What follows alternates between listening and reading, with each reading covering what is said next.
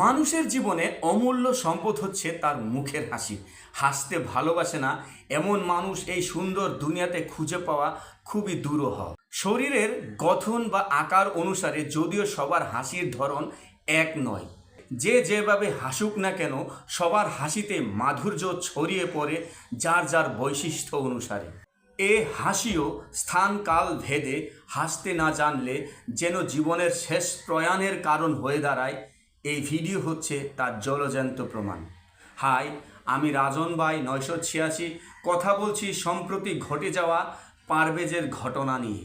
বন্ধুদের সাথে চায়ের দোকানে চা চক্রে আড্ডায় হাসছিল প্রাণ খোলে, আর সে হাসি সরাসরি গিয়ে লাগে দাঁড়িয়ে থাকা দুই বান্ধবীর ইগোতে, আর সে হাসি কাল হয়ে দাঁড়ালো তার জীবনে।